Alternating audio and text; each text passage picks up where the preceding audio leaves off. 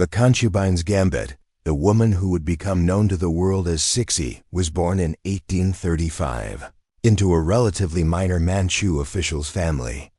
As a teenager, she was one of dozens of beautiful young women selected to enter the Forbidden City as a concubine for the Xianfeng Emperor. In the rigid, hermetically sealed world of the imperial court, a concubine's only path to power was to bear the emperor a son. Cixi, intelligent, ambitious, and possessing a captivating charm, quickly became a favorite of the emperor. In 1856, she achieved her ultimate goal. She gave birth to a boy, Zakun, the emperor's first and only surviving son. This single event transformed her status overnight. She was elevated to the rank of noble consort Yi, and as the mother of the heir apparent, she became a significant power in the inner court. Unlike most of the other women in the Forbidden City, who were illiterate, Cixi had a keen and curious mind. She taught herself to read and write Chinese, and as the emperor's health declined, he began to allow her to assist him by reading his official memorials and even drafting edicts on his behalf. It was an unprecedented political education for a woman of the court. She was learning the intricate mechanics of power at the very heart of the empire. The Xinyu Kuin, 1861, the Xianfeng Emperor died at his summer retreat, having fled Beijing.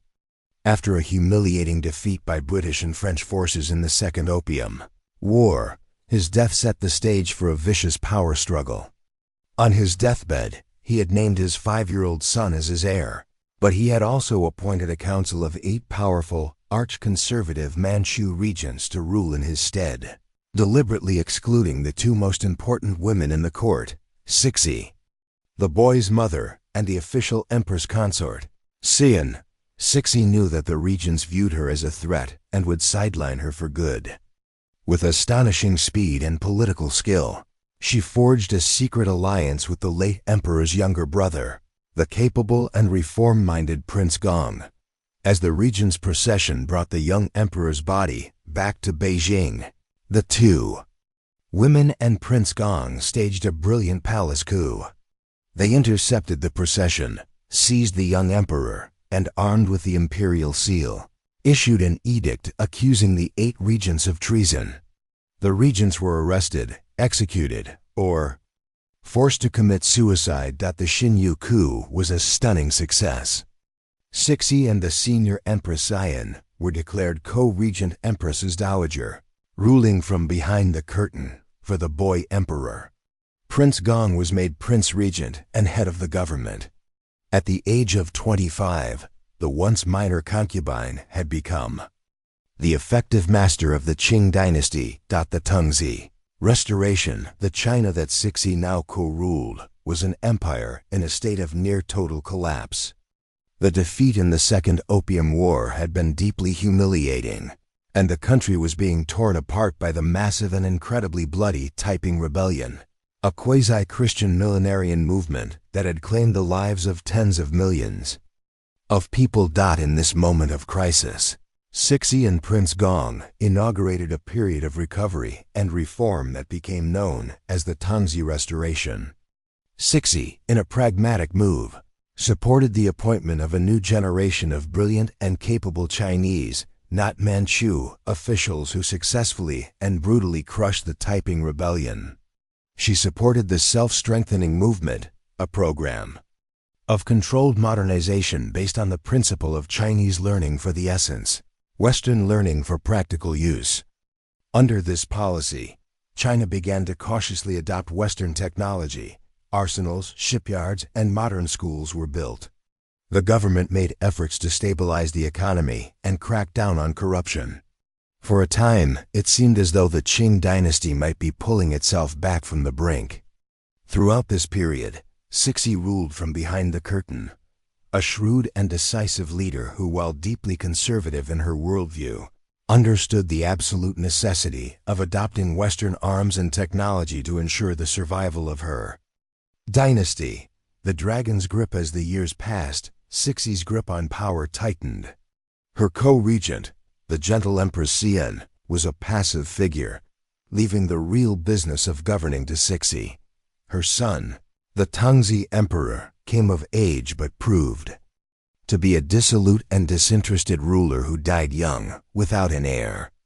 Cixi, in a masterful and constitutionally questionable move, adopted her 3-year-old nephew and had him installed on the throne as the Guangxu Emperor. This allowed her to continue her regency, cementing her role as the indispensable matriarch and the unwavering center of Qing political life for decades. She was a master of court politics, skillfully playing factions against each other and removing anyone who posed a threat to her authority. The reform-minded Prince Gong, her former ally, was gradually sidelined. She cultivated a network of loyal officials, particularly the powerful eunuchs of the Forbidden City, who acted as her eyes and ears. While the world outside was changing rapidly, Cixi's primary focus was always the preservation of her own power and the traditions of the Manchu dynasty. She was deeply suspicious of any reform that went beyond simple military and technological upgrades, fearing that any change to the fundamental Confucian political structure would lead to chaos and the collapse of the dynasty, the 100 Days. Reform and a second coup. The limits of Cixi's conservative vision were brutally exposed in 1894, a humiliating defeat in the First Sino-Japanese War, where China's supposedly modern navy was annihilated by the rapidly industrializing Japan, was a profound shock. It demonstrated that the self-strengthening movement had been a failure. Simply adopting Western technology was not enough. In the wake of this disaster, the young Guangxu Emperor, now a man, fell under the influence of a group of radical reformers. In the summer of 1898, he launched the 100 Days Reform, a frantic and ambitious attempt to remake China overnight. He issued a blizzard of edicts calling for a Western-style constitutional monarchy, a modern education system, and the rapid industrialization of the country. To the aging Cixi and the conservative Manchu elite, this was an intolerable act of youthful rebellion that threatened to destroy the dynasty's foundations. For the second time in her life, she staged a brilliant coup. With the backing of the powerful army, she seized the emperor, placed him under house arrest on an island in a palace lake, and publicly declared that he was unfit to rule. The leading reformers were executed or fled into exile. Cixi, now in her 60s, once again took full control as regent, crushing the reform movement completely. She had saved the old order, but in doing so, she had extinguished the last best hope for a peaceful, top-down modernization of the Qing state. The Boxer Rebellion having crushed the reformers, Cixi now made the most catastrophic decision of her reign. She threw her support behind a violent anti-foreign and anti-Christian peasant movement known as the Society of the Righteous and Harmonious Fists, or the Boxers. The Boxers practiced martial arts and believed they possessed magical invulnerability to foreign bullets. They rampaged across northern China, killing Chinese Christians and Western missionaries. In 1900, fueled by a mixture of genuine anti-imperialist rage and deep superstition, Cixi was convinced by hardline conservatives at court that the Boxers were a divine weapon that could be used to expel all foreigners from China once and for all. In an act of stunning miscalculation, she issued an imperial edict declaring war on all the major Western powers and Japan simultaneously. The Boxer movement, with the backing of imperial troops, besieged the foreign legation quarter in Beijing. The response was swift and devastating. An 8-nation alliance of foreign powers invaded China, easily crushed the Boxers and the imperial army, and marched into Beijing. Cixi, disguised as a peasant woman, was forced to flee the Forbidden City in a cart, a final deep humiliation. The foreign army sacked the capital and imposed the Boxer Protocol on China, a treaty that demanded a colossal war indemnity and further eroded Chinese sovereignty. The dynasty was left utterly broken and humiliated, kept on the throne only because the foreign powers found it more convenient than allowing China to collapse entirely. the reluctant reformer, the disaster of the Boxer Rebellion was a final, brutal lesson for Cixi. She had tried to resist the West with magic and brute force, and it had led to a national catastrophe. Returning to the Forbidden City, the chastened Empress Dowager spent the final years of her life doing a remarkable about-face. She now embraced the very reforms she had crushed a decade earlier. In a last-ditch effort to save her dynasty, she authorized a series of sweeping modernizations. She abolished the ancient Confucian examination system, created a modern school system, sent officials abroad to study Western governments, and even promised a future constitution and parliament. It was a stunning reversal, but it was too little. Too late.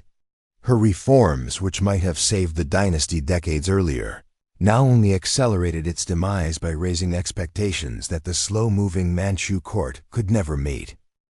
The death of a dynasty. In November 1908, the 72-year-old Empress Dowager Cixi fell gravely ill. She knew the end was near. In a final, ruthless act to ensure that the reform-minded Guangxu emperor would never rule again, she had him poisoned. He died on November 14th, just one day before Cixi herself. Her motives remain debated. Perhaps it was pure spite, or perhaps she feared he would posthumously disgrace her. On her own deathbed, she named a 2-year-old boy Pui as the next emperor. Cixi died on November 15, 1908, having ruled China for 47 years. She left behind a dynasty without a capable adult leader, a country seething with revolutionary sentiment, and a government that had lost all credibility. Just 3 years after her death, in 1911, the Xinhai Revolution would erupt, toppling the Qing Dynasty and bringing over 2,000 years of Chinese imperial history to an end. A controversial legacy, the legacy of Empress Dowager Cixi, is one of the most contested in Chinese history. For decades, she was vilified as a cruel, corrupt, and reactionary despot, a power-hungry usurper who, through her blind conservatism and personal greed, ensured the collapse of China. More recent scholarship has painted a more complex picture. She is seen as a woman of immense talent and intelligence, a political survivor of the highest order who, trapped in the rigid confines of a dying system, used the only tools available to her to protect what she saw as the core interests of her dynasty. She was a product of her time, a medieval ruler forced to confront the brutal realities of the modern industrial world. Her tragedy was that while she was a master of the old game of court politics, she could never truly grasp the new game of global power. Her long, dramatic reign was the final, defiant, and ultimately tragic twilight of imperial China.